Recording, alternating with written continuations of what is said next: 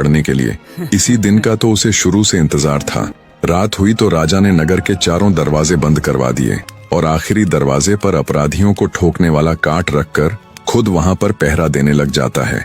उधर जाटनी के लड़के ने एक अत्यंत सुंदर लड़की का वेश धारण कर लिया और हाथों में पूजा की थाली लेकर निकल पड़ा नगर में। जब सुंदर युवती बना जाटनी का लड़का राजा के नजदीक से गुजरा तो उसे देख राजा को भी बड़ा अचंभा हुआ। सोचा, नव युवती इतनी रात को हाथ में पूजा की थाल लिए भला कहाँ जा रही है। राजा उसे आवाज देकर रोक लेता है और कहता है, कौन हो तुम और इतनी रात को कहाँ जा रही हो? युवती ने आत्मविश्वास के साथ निर्भीकता से उत्तर दिया, मैं फौजदार की बेटी हूँ। राजा बोला, इतनी रात को कहाँ जा रही हो बेटी?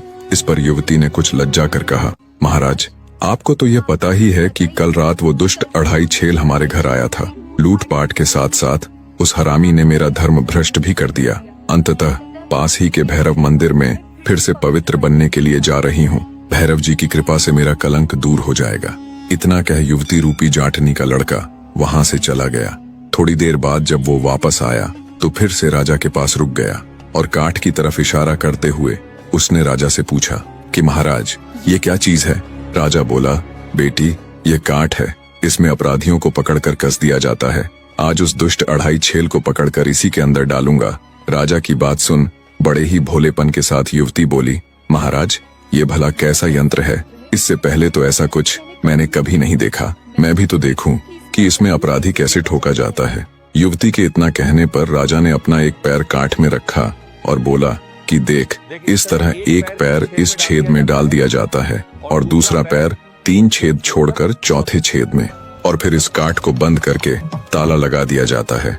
युवती बोली, महाराज मैं देखना चाहती हूँ, कृपया आप एक बार मुझे भी इसमें बंद करके दिखाइए ना।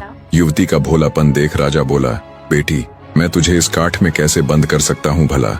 तुम्हारे ये कोमल कोमल हाथ पैर छिल जाएंगे। अगर तुम्हें इसे देखने की इतनी ही अभिलाषा है तो लो मैं स्वयं इसके अंदर जाकर तुम्हें दिखलाता हूँ। इतना कहकर राजा ने अपने दोनों पांव और हाथ उस काठ के अंदर डाल दिए।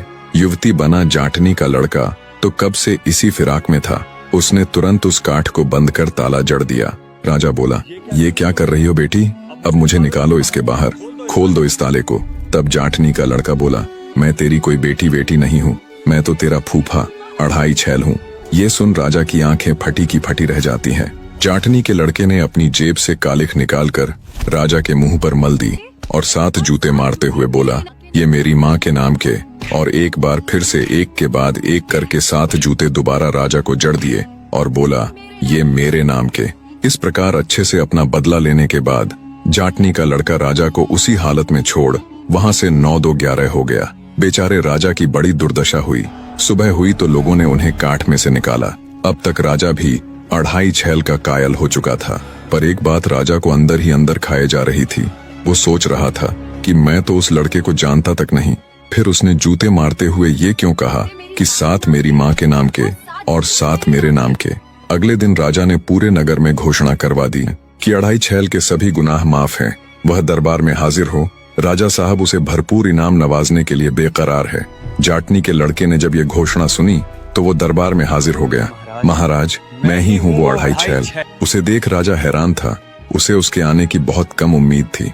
कुछ देर तक राजा खुले मुंह से विचारों की उधेड़-बुन में खोया हैरानी से उसे देखता रहा। फिर जब राजा ने उससे जूते मारने का कारण पूछा तो उसने शुरू से लेकर अब तक का सारा वृतांत राजा के सामने कह सुनाया। तब राजा बोला, उसे तो मैंने बीच विवाह ही छोड़ दिया था, फिर वो मेरी पत्नी और तुम मेरे बेटे कैसे हुए?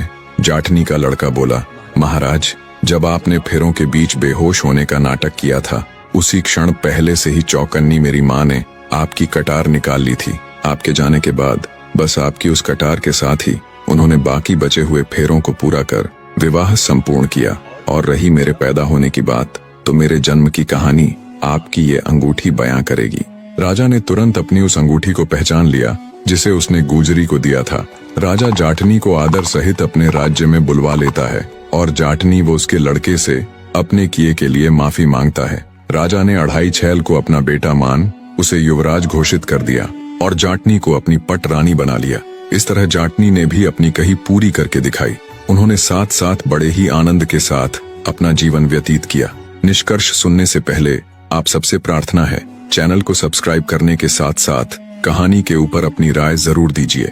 निष्कर्ष, यह कहानी उस अहंकारी व्यक्ति की गाथा है जो अपने ऊंचे पद और बाहरी दिखावे के मद में चूर रहता है। राजकुमार को लगा कि उसका राजसी वैभव उसे किसी को भी अपमानित करने का अधिकार देता है, परंतु वह यह भूल गया कि अहंकार वह जाल है जो स्वयं को ही फंसाता है। दूसरी ओर जाटनी वह मूर्तिमंत धैर्य और बुद्धिमत्ता थी जिसने अपने अपमान का तत्काल प्रतिशोध नहीं लिया। उसने अवसर की प्रतीक्षा की, एक सोची समझी योजना बनाई और अपने स्वाभिमान की रक्षा के लिए सतर्कता से कदम बढ़ाया। उसने सिद्ध किया कि वास्तविक शक्ति बाहरी साधनों में नहीं बल्कि आंतरिक साहस और विवेक में निहित होती है। यह कहानी हमें 4 गहरे सबक देती है। नंबर 1, अहंकार पतन का मार्ग है। जो व्यक्ति अपने पद और शक्ति के मद में दूसरों का अपमान करता है उसका पतन निश्चित है। नंबर 2, धैर्य और बुद्धि अजेय हैं। क्रोध में किया गया कार्य विफल होता है जबकि धैर्यपूर्वक बनाई योजना सफल होती है। नंबर 3, कर्म का सिद्धांत अटल है। जैसा बोओगे वैसा ही काटोगे। दूसरों के लिए जो व्यवहार करोगे वही अंततः तुम्हारे सामने आएगा। नंबर 4, सत्य की सदैव जीत होती है। चाहे कितनी भी बाधाएं आए, अंततः धर्म और न्याय की ही विजय होती है। अंततः अपने जीवन में अहंकार को कभी स्थान मत दीजिए। दूसरों का सम्मान कीजिए, क्योंकि हर व्यक्ति की अपनी गरिमा और शक्ति होती है। और याद रखिए, जिसके पास धैर्य और न्याय है उसकी विजय निश्चित है। कहानी में अंत तक जुड़े रहने के लिए आप सबका तहे दिल से धन्यवाद। मिलते हैं फिर।